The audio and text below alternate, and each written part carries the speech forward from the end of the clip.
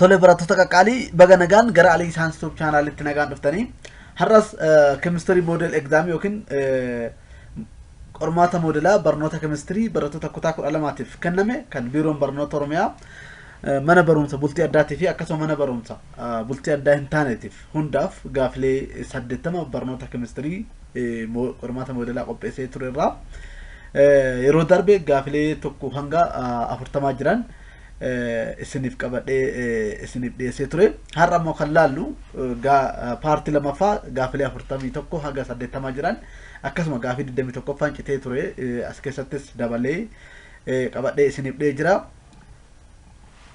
tutorialii afaan oromootiin tutorialii paartii lamaffaa guyyaa irraa keessatti gaafilee 41 hanga 80 jiran kan wajjin laalluta akkasuma dabalatan gaafii 21ffaan paartii tokkoffarraa citee keessaa hafe itti dabalee isinif dhiyeessee jira. So our today's tutorials on chemistry model exam that is prepared by Oromia Education Bureau 80 multiple choice question model exam for grade 12 tutorial part 2 from question 41 up to 80.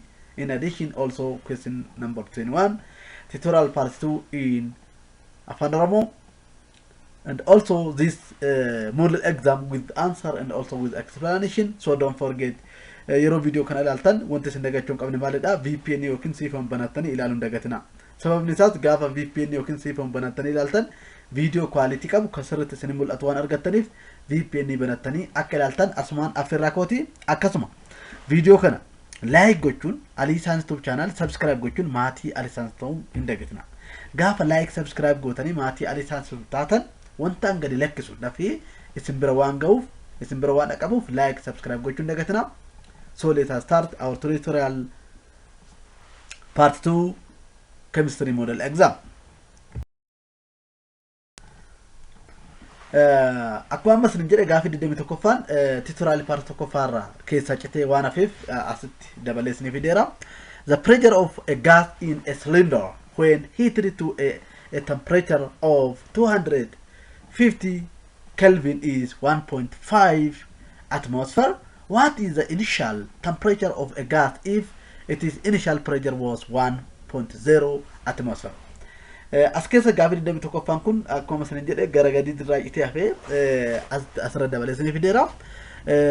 Silindariin tokko dhiibbaa gaasiin isaa tokko tuqaasha irratti temperature isaa 250 Kelvin yoo ta'e akkasuma initial temperature isa meeqa ta'a yoo pressure in jalqaba yookiin initial pressure isa tokko atmosphere ta'e jedha. So that should be a 166.67 Kelvin. Gana gaafa calculate goonu using Lucas law fayyadamne gaafa calculate goonu pressure 1 over temperature was is equal to pressure 2 over temperature 2 yenne calculate goona. So given pressure 1 kan nu kenname dhiibbaan initial pressure yookiin dhiibbaan inni jalqaba tokko atmosphere dha temperature inni jalqaba hin jiru jechuudha akkasuma pressure lamaffaan tokko tuqaashan atmosphere dha temperature tuun ammoo temperature lamaffaan 250 Kelvin dha jechuudha kana gaafa rearranging goone yennu temperature 1 is equal to pressure 1 times temperature 2 over pressure 2 jenne haala kanaan calculate gaafa goonu tokko baay'isu 250 hiruu tokko tuqaashanii kana calculate goonu temperature 1 yookiin initial temperature keena 166 tuqaa 67 Kelvin arganna jechuudha. So the answer should be perfectly A. Kanaafuu deebiin kenna dhaabbataadha A ta'a 166 tuqaa 67 Kelvin ta'a jechuudha.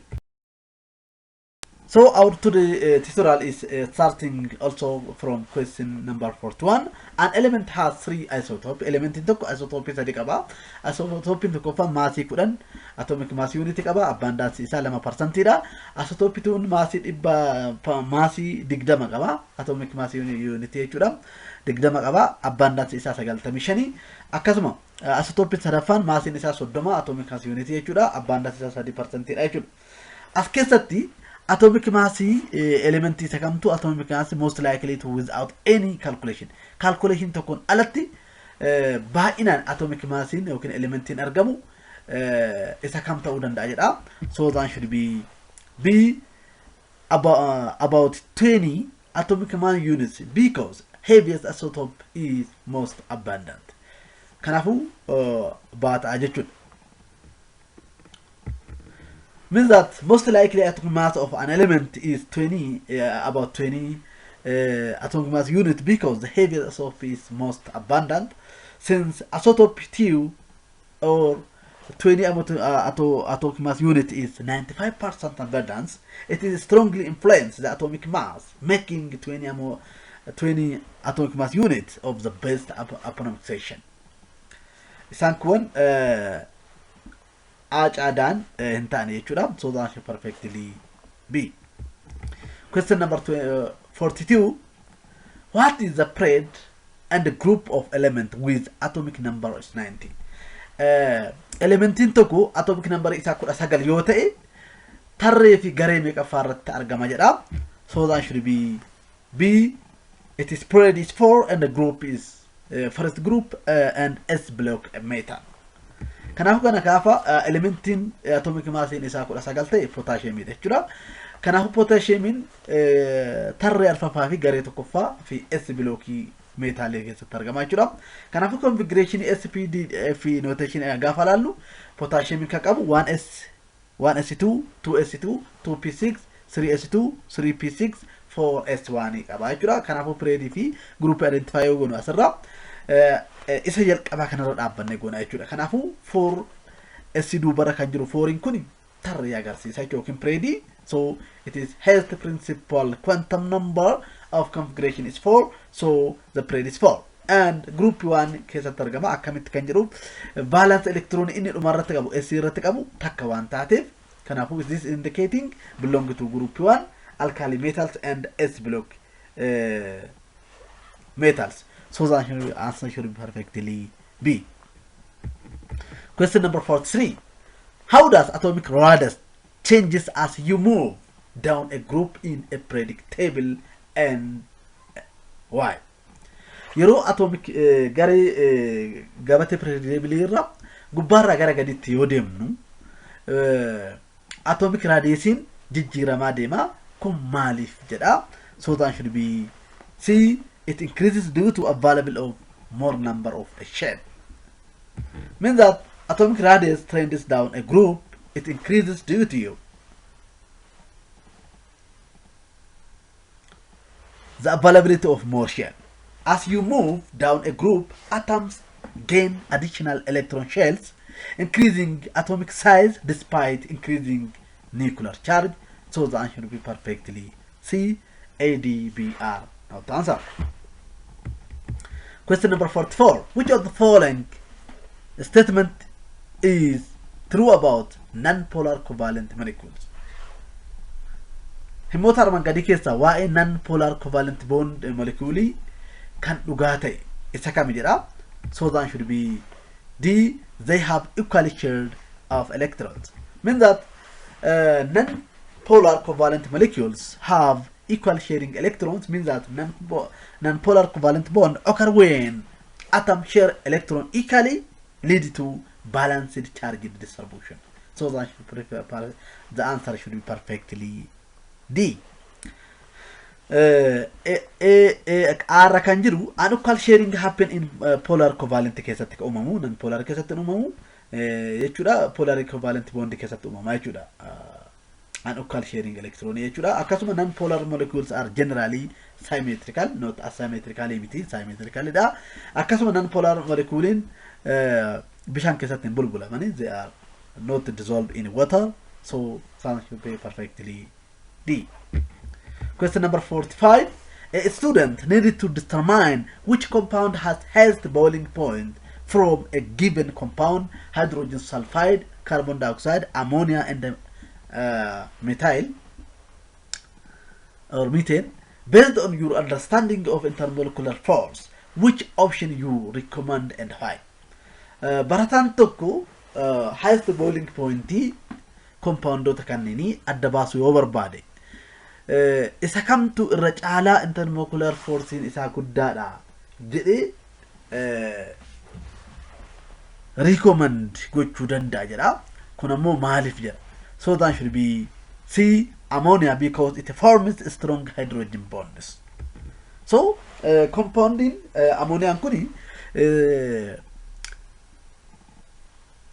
highest boiling point qaba jechuudha. Sababni isaa hydrogen bonding waan qabuuf kun akka intermolecular force isaa cimaa godha kun ammoo boiling point isaa akka ol ka'u godha jechuudha. So that should be perfectly see.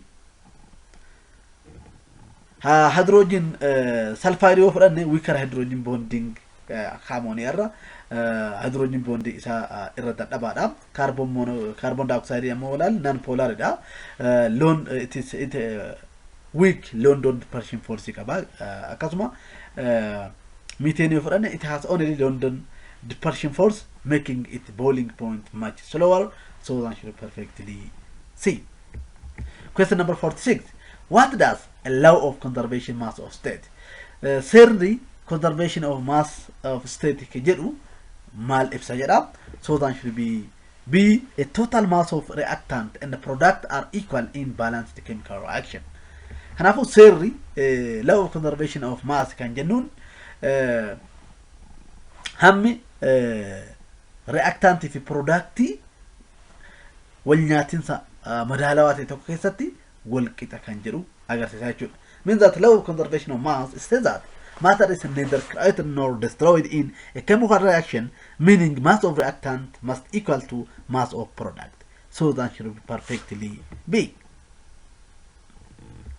Question number 47. A student perform a reaction with steel reactant and find that the actual yield is significantly lower than expected. Which approach would best help them determine whether reactant was limiting or in excess? Baratan tokko reaction lama yeroo gaggeessutti reactant lama actual yieldin isaanii ka inni eege gadi ta'e yoo argame barataan kun reactantin limiting yookiin daangaadha moo baay'eedha kan jedhu muraasa moo baay'eedha kan jedhu adda baasuudhaaf yaada kam qabaachuu qaba jedha. So that should be A, calculate the theoretical yield based on the stoichiometry and compare it with actual yield. So identifying limiting reactant, we must have to calculate the theoretical yield based on the stoichiometry and compare with the actual yield. B, C if you do reckon is undefined, being temperature change does not directly identify limiting reactant, and also weighing only the reactant does not improve, provide complete information, and also estimating visual is inaccurate for determining a limiting reactant. Question number 48. What is the meant by amphiprotic species? Amphiprotic species jechuun maal jechuudha. So that should be A species that can donate a proton or acid and accept a proton or base.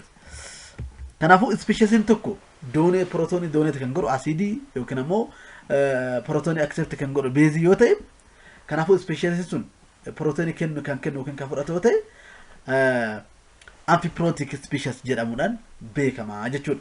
So that should be perfectly A. Question number 49. In each of the following reaction listed below, identify the correct Brønsted-Lowry acid-base reaction. Reactionota armagadeen nu kenname ilaaluudhaan Brønsted-Lowry acid-base reaction kan ta'e keessa adda baasaati filadhaadha. So that should be A. Means that according to Brønsted-Lowry acid-base reaction, in here Brønsted-Lowry acid donate had a proton hydrogen ion and the base accept proton. In this reaction, acetic acid donate proton as the Brønsted-Lowry acid and water accept proton, forming hydride ion. So Brønsted-Lowry base. So the answer is perfectly A, B, C, D are incorrect base role, acid base roles. Question number 50. In the reaction, acetic acid react with water and gives acetic ions. and hydride ions. What is the acid base conjugated pair involving in the reaction? Reactioni kana keessatti acetic acid gaafa bishaan wajjin wal nyaatu acid base conjugated pair involving reaction kana keessatti kan sirrii gara gadiitti sirrii gabarraa'e isa kam jedha. So that should be D, water giving hydride ion. Means that conjugated acid base pair in this acetic acid react with water, it gives acetyl ion and also hydride ion. So water, which gives it is conjugated base, it accepts the proton and become hydride ion. It is conjugated acid, and also acetic acid donate protons and become conjugated base. So that's perfectly D.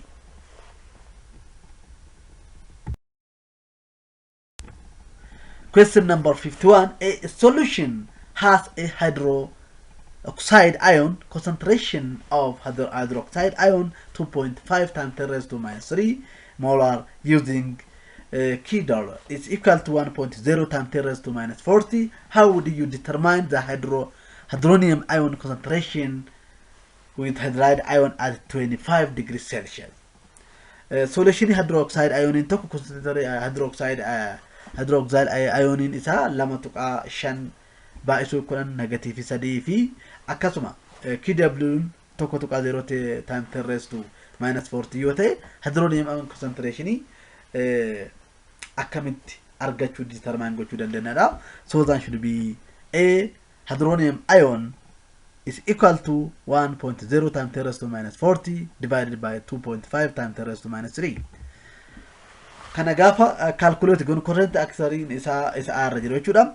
At 25 degrees Celsius, ion product constant for water. So QW is equal to hydronium ion times 10 raised to times hydroxide ion, which gives 1.0 times 10 raised to minus 40. So to find hydronium ion, we must have to rearrange this reaction, this chemical formula. Then we get by substituting 1.0 times 10 raised to minus 40 divided by 2.5 times 10 raised to minus 3. So that should be perfectly A. Question number 52. If a 0.05 molar solution of boron hydroxide, barium hydroxide, completely dissociated in water, what is the hydroxide ion and pH? Barium hydroxide solution 0.05 molarity qabu bishaan keessatti guutumaan guututti ka bulbulamu yoo ta'e hydroxide ion fi pH isaa meeqa ta'edha. So that should be B, hydroxide ion is 0.1 0 molarity and pH is 30. Means that hydroxide ion and pH of 0.05 molarity of barium solution means that barium dissociates completely, releasing 2 hydroxide ion per molecules. So by using this formula, hydroxide ion is equal to the 2 times the 0.05 molarity, which gives 0.10 molarity. And also using pH in a negative log of hydroxide ion, we get pH is equal to 1. Thus, pH 40 minus 1 is equal to 30. So the answer is perfectly B. Question number 53. Two students argue about the hydroxide ion concentration in a solution with a pH of 4. Student A suggested hydroxide ion is equal to 1.0 times 10 raised to minus 10 molarity, while student B suggested hydroxide ion is equal to 1.0 times 10 raised to 40 molarity, who is correct. Barattoonni lama hydroxide ion concentration pH afur qabu yeroo irratti hydroxide ion concentration isaa meeqa ta'anii kan irra walii galan yoo ta'e student A tokko hydroxide ionin tokko tuqaa 0 times 10 raised to 40 molarity ta'ee barataan tokko immoo hydroxide ionin immoo tokko tuqaa 0 10 raised to minus 40 molarity ta'eedha. Isaan lamaan kana keessaa isa kamtu sirriidha jedha. So that should be A, student A, because pH equal to 40 minus pH, and hydroxyl ion is equal to 10 the power of pOH. So the answer will be perfectly A. Means that hydroxide ion concentration in a solution of pH is equal to 4, means that student A, means that pOH is equal to 40 minus pH, which means 40 minus 4 is equal to 10. So hydroxyl ion is equal to 10 the power of 10 molarity hydroxyl ion, which gives 10 the power of negative 10 molarity. So student A correctly calculated hydroxyl ion, proving student B is incorrect. So the answer will be perfectly A. B, C, D are not correct. Question number 54. Which of the following is net effect for addition of sodium acetate to acetic acid solution? Isaan armaan gadii keessa net effect sodium acetate solution acetic acid dabaluudhaan net effect kan fidu isa kam jedha. So that should be the ionization level of acetic acid increase. Kanafu gaafa sodium acetate acetic acid solution dabalu ionization in acetic acid ni dabala jechuudha. Means that net effect of adding sodium acetate to acetic acid solution, it makes ionization level of acetic acid increase. Means that sodium acetate dissociate into acetic acid ion, which shifts equilibrium to acetic acid, increasing its ionization. So the answer is perfectly D. A, B, C are not answered. Question number 55. Which of the following a common buffer system? Isaan armaan gadii keessa common buffer system kan ta'e isa kam jedha. So the answer should be B, hydrogen carbonate and carbonate ion. Means that example of common buffer system is carbonic acid and bicarbonate.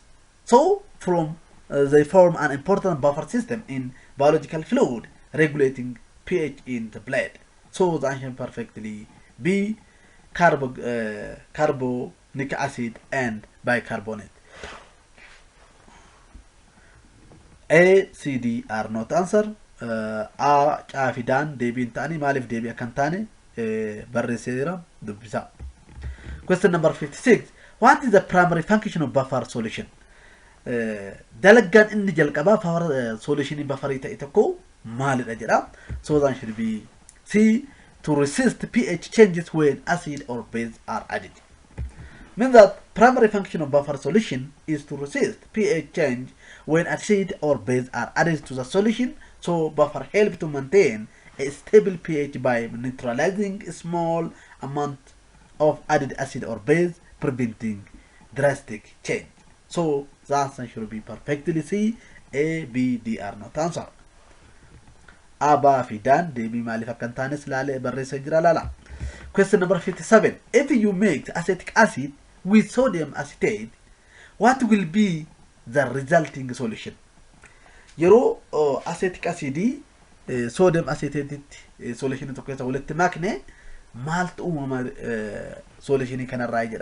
So that should be D, a buffer solution. Means that mixing acetic acid with sodium acetate, it makes a buffer solution. Means acetic acid and sodium acetate create a buffer, since acetic acid acts as a weak acid and from that of sodium acetate, it acts as conjugate base, stabilizing a pH. So that should be perfectly D. Question number 58. Which of the following is correct difference between soap and detergent? Isa arman gadi keessa waa'ee saamunaatii fi waa'ee dhangala'aa detergentii garaagarummaa isaanii sirrii kan ta'e isa kam jedha. So that should be C. Soap do not work well in hard water, but detergent work better in hard water. Garagarummaan detergentii fi saamunaa maalidha? Saamunaan bishaan ulfaataa keessatti hin hojjetu jechuudha. Garuu detergentiin bishaan baay'ee hardi ta'e keessattis ni dalagaa jechuudha. Means that correct difference between soap and detergent means that soap did not work well in hard water, but detergent work better in hard work. Means that soap react with mineral in hard work, forming scum, while detergent contain synthetic surfactants that work better in hard water. So that should be perfectly see. Question number 59. If a buffer solution has a pH of 7.4 and additional small amount of hydrochloric acid added, what will likely happen? Buffer solution in talk pH in isa torba to afur yote. Additionally, hydrochloric acid ka double yote. Maltu malta eda. So that should be A, pH will decrease slightly. Means that effect of adding a small amount of hydrochloric acid to buffer solution, which is pH 7.4, the pH will decrease slightly. Buffer resists pH change, but adding hydrochloric acid can cause a small pH decrease, just not drastic one. So the answer perfectly A. B, C, D are not answer. I have been right why they are not answer. Read. Question number 16. Why is a bicarbonate buffer system essential in human blood? Dhiiga dhala namaa keessatti dhiiga qaama namaa keessatti buffer system bicarbonate maaliif barbaachisaa ta'e jedha. So that should be B. It maintains blood pH within a narrow pH range. Means that importance of bicarbonate buffer system in blood, it maintains blood pH within a narrow pH ranges. Means that bicarbonate buffer system regulates pH 7.4 by balancing carbon dioxide and also carbonate and hydrogen carbonate levels. So that is perfectly B. Question number 61. Consider potassium phosphate dissolved in water. Why does solution to be basic? Bishaan keessatti potassium phosphate yeroo bulbulamu solution kun maaliif basic ta'edha? So that should be A. The phosphate ion forms weak acid hydrolyzed to produce hydroxide ion, which makes a basic. So that should be perfectly A. Means that phosphate ion form weak acid hydrolyzed to produce hydroxide ions. So phosphate comes from the phosphoric acid. Weak acid, meaning it is conjugate base, can be undergo hydrolysis, forming hydroxide ion and increase pH. So that should be perfectly A. Question number 62. A chemist is examining the titration curve of reaction between an acid and base. By analyzing curve, chemists notice that after certain volume of the titration has been added, the neutralization reaction is nearly complete. Based on your analysis, the titration data, which is statement-based, define equivalent point. Chemistry tokko titration curve yeroo madalu acid base reaction jedhutti jechuudha. Curve yeroo chemistry tokko analyze godhu volume titration isa neutralize ta'ee guutumaan guututti acidummaa beesummaan isaa kan irra dhabamu ta'e asirra dhaabbachuudhaan titration data kana equivalent point kana kan fide kan ibsuu danda'u statement kam ta'uu danda'udha. So that should be A. Amount of titration is equal to amount of analyzed in a sample. Means that defining equivalency point in titration means that amount of titration is equal to amount of analyzed in a sample. Means that equivalency point is reached when the amount of acid and base neutralize each other completely, meaning mole of titrant added is equal to mole of analyzed present. So that should be A. Question number 63. Which of the following is true about titration of 50 ml of 0.5 molarity of carbonate and Ka 1.8 times 10 raised to minus 5 with 0.25 molarity of sodium hydroxide when kilopascal is equal to 4.74. So that should be C. pH at equivalence point is greater than 7. Means that the statement about acetic acid titration with sodium hydroxide, so pH at equivalence point is greater than 7, meaning that at equivalence acetic acid is converted to acetate and a weak base leads to a pH above 7. So that should be perfectly C. Question number 64. Which of the following is correct about oxidation reaction? Himotar mangadi keessa waa'ee walnyaatisa oxidation reduction sirrii kan ta'e kam jedha. So that should be A. Oxidation reaction is take place by losing electron. Means that oxidation defined by loss of electron, while reduction of gain of electron. Kanafu walnyaatisa oxidation reduction keessatti oxidation isaan jennuun warroota elektiroonii kennan yoo ta'u, reduction warroonni jennan immoo warroota elektiroonii fudhatan jechuudha. So that should be perfectly A. Question number 65. Which of the following is true about metallic conductors? Himotar mangadi keessa waa'ee sibiilota elektirikii dabarsanii dhugaa kan ta'e kam jedha. So that should be C. Free and mobile electrons of metallic atoms are responsible for electrical conductancy. Means that sibiilonni elektirikii dabarsan elektronota free ta'anii fi mobile ta'an kan metallic atomii electric dabarsuudhaaf qaban qabu jechuudha. Metal conduct electricity due to what? Free moving electrons allowing electrical flow without movement of metal atoms themselves. So that should be perfectly C. So question number 66. For the electrolysis of aqueous copper sulfate, which of the following statement is correct? Yeroo copper aqueous copper sulfate electrolysis goonu isaan armaan gadi keessa statement sirrii ta'e kam jedha. So that should be D. Copper and oxygen are produced in mole ratio 2:1. Means that electrolysis of aqueous copper sulfate, copper and oxygen are produced in mole ratio of 2:1. Means that at cathode, copper ions gain electrons and deposit as solid copper, and at anode, water undergoes oxidation, producing oxygen as a gas in 2:1 mole ratio with a copper. So that should be perfectly D. Question number 67. A silver electrode is placed in a solution of silver nitrate and current of 1.5 ampere is passed for 20 minutes.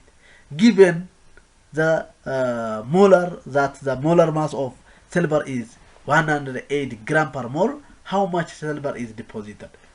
Yeroo silver nitrate yeroo current tokko keessa dabarsu tokko tuqaashan ampeerii daqiiqaa 20 keessa of keessa ka dabarsu yoo ta'e, molar mass isaa 108 gram per mole yoo ta'e, silveriin hangam deposit ta'e yookiin immoo hangam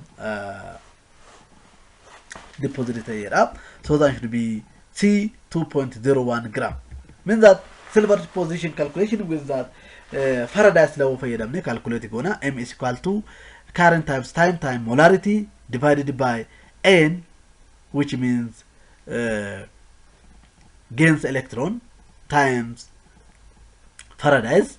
So M is equal to silver deposit is equal to 1.5 times 100 to 1200 times 108 divided by 1 times 96500, where it gives 2.01 gram. So that should be perfectly C. Question number 68. A copper and a zinc strip are connected to a battery and placed in separate solutions of their sulfate. If equal current pass through both solutions, which of the following metal will deposit is correct?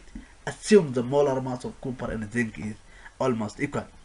copper if zinc strip tokko yeroo connected battery connected goone separate solution keessa yeroo sulfate keessa yeroo kennu equal current isaan keessa kan darboota solution kana keessatti isa armaan gadii keessa correct deposit kan ibse isa kami molar mass in copper if zinc kolqita yoo ta'an jedha.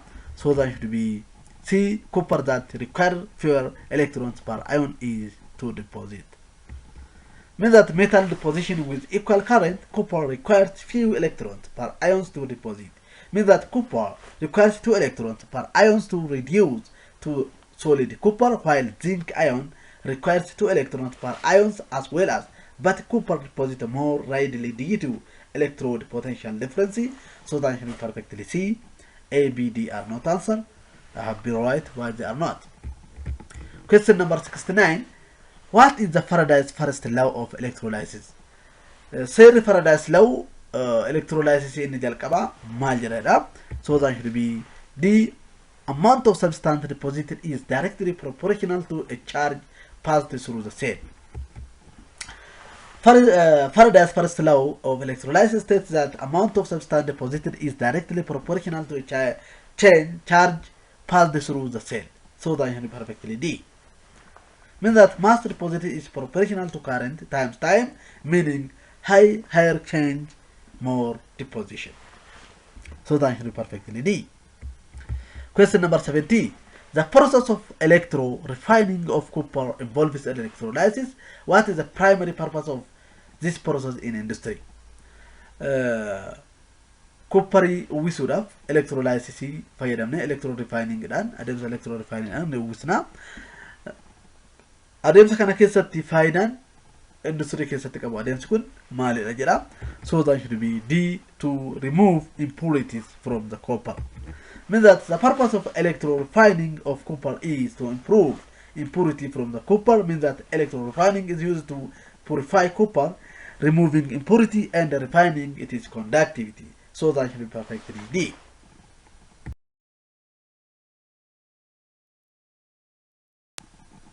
Question number 71.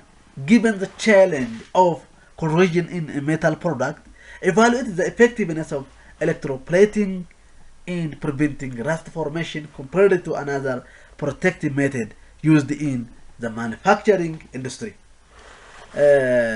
Sibiila tokko golguudhaaf yookiin immoo uwwisuudhaaf effective electroplanting kan fayyadamnu yoo ta'e rust formation yookiin sibiilonni sun akka hin dandoomneef maloonni protective method akka itti fayyadamnu yoo ta'e industry keessatti challenge isa kam irra caala fayyadamuu qabna jedha. So that should be B. Electroplating is less effective than galvanization because it requires more maintenance. So that should be perfectly B.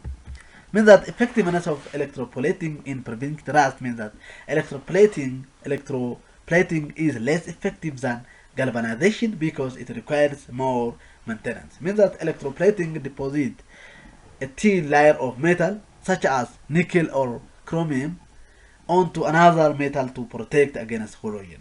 Whereas galvanization, which coats metal with zinc, provides better rust protection and requires less upkeep. So that should perfectly be. Question number 72. Which of the following statements correctly distinguish between primary and secondary cell? Seelusa jalqabaa fi seelusa lammaffaa baatirii keessatti himoota armaan gadii keessaa garaagarummaa isaanii sirriitti kan ibse isa kam jedha. So that should be C. Primary cell are for single use while secondary cell can be recharged. Garaagarummaan primary fi secondary cellin yeroo al tokko qofatti fayyadamuuf yoo ta'u secondary cellin ammoo irra deddeebinee itti fayyadamuun gargaaraa jechuudha. Primary cell example alkaline batteries cannot be recharged, while secondary cell lithium ion battery can be recharged through external electrical input. So that should be perfectly C. Kanafu primary cell kan jennuun al takka fayyadamneenaan irra deebinee chargesuu hin dandeenyu, garuu secondary cell kan jennuun ammoo irra deebinee chargessaa yeroodhaan electrica fayyadamuudhaan charge isaatti fayyadamuu dandeenya to garaagarummaan isaa kana jechuudha so that you perfectly see. Question number 73. In a galvanic cell, why does oxidation occur at anode? Galvanic cell keessatti oxidation in anode irratti maaliif uumamadha? So that should be B, because electrons are sourced from anode and enter the cathode. Means that why oxidation occurs at the anode in a galvanic cell is because electrons are sourced from the anode and enter the cathode. So that should be perfectly B. Question number 74. Which of the following is best describing the difference between electrolytic and galvanic cell? Garaagarummaa electrolytic fi galvanic cell isaan gabatee armaan gadii keessaa yookiin filannoo armaan gadii keessaa inni sirrii ibse isa kam jedha. So that should be A. Electrolytic cell require an external power supply and also galvanic cell generate electrical energy. Means that the key difference between electrolytic and the galvanic cell are electrolytic requires an external power supply and the galvanic generate electrical energy. Means that electrolytic cell need external electrical energy to drive non-spontaneous reaction, while galvanic cell generate electric energy from spontaneous redox reaction. So that should be perfectly A. Question number 75. Which of the following describe net reaction that occurs in the cell? Reaction armangadi ilaalchise net reaction in cell keessatti uumamu kan ibsu filannoo kamirratti argamadha. So that should be C. Copper ion plus candium, it gives copper plus candium ion. Means that net reaction in galvanic cell, it gives copper ion plus candium, it gives copper plus candium ion. In this cell, candium is oxidized to candium ions, in here losing electron, where copper is reduced to by gaining electrons. So that should be perfectly C. Question number 76. What is the primary contribution of industry to society? Faayidaan inni jalqaba industry chemistry hawaasaaf kennu kan ta'e isa kam jedha. So that should be B. Producing materials essential for daily life. Means that primary contribution of industrial chemistry is producing material essential for daily life. Means that industrial chemistry is responsible for manufacturing essential products like medicine, fertilizers, fuels, plastic, and textiles, which support the daily life and favors various industries. So that should be perfectly B. Question number 77. Which of the following is renewable resource? Isaan armaan gadii keessa qabeenya haara uumuu danda'u kan ta'e isa kam jedha. So that should be C. Solar energy. Means that solar energy is renewable, meaning it can be replenished naturally and sustainably. Choice A, B, D, coal, petroleum, and natural gas are non-renewable fossil fuels, meaning they cannot be regenerated quickly. Question number 78. Which of the following could decrease ammonia production in Haber process? Isaan armaan gadii keessa oomisha ammonia Haber process keessatti yookaan adeemsa process keessatti oomisha ammonia kan diqqeessu isa kam jedha. So that should be C. Increasing temperature significantly. Decreasing factoring oomisha ammonia Haber process keessatti gadi diqqeessu temperature suutaan dabaluudha jechuudha. Means that the Haber process is an exothermic reaction, meaning higher temperature shift equilibrium away from the ammonia production, which is written by Lee-Charles principle. So that should perfectly C.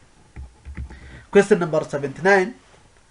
Which of the following is not true about industrial production of sodium carbonate?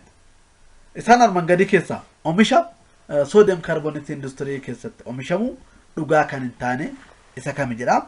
So that should be D. The Solvay process involves industrial manufacture of the process of sodium sulfate.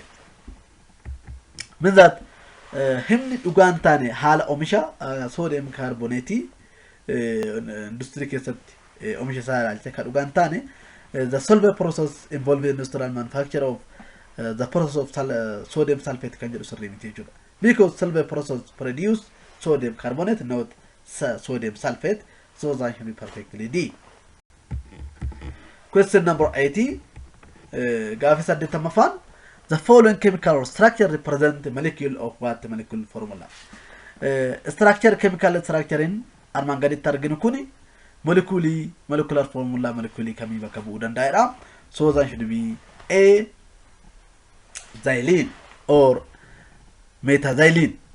And here molecular formula of a given structure is xylene, which is C8 carbon 8 hydrogen 10.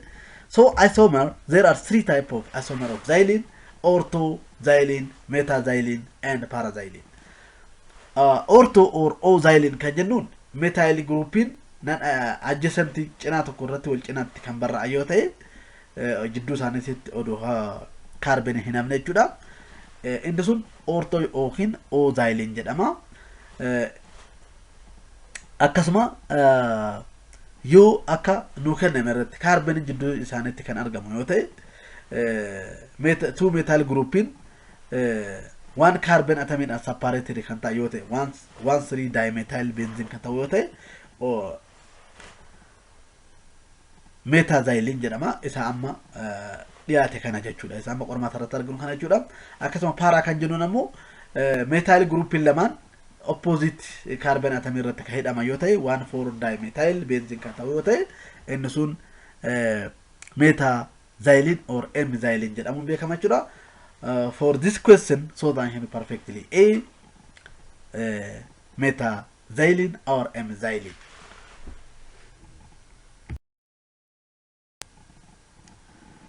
Thank you for watching this video. Don't forget to like, subscribe, share, comment, and listen to the channel. Video kana waan dhageeffataniif guddaa galatooma.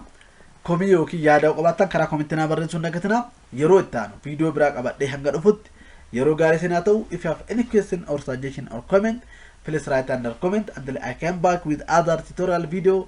Good time for you. Thank you. Welcome back again.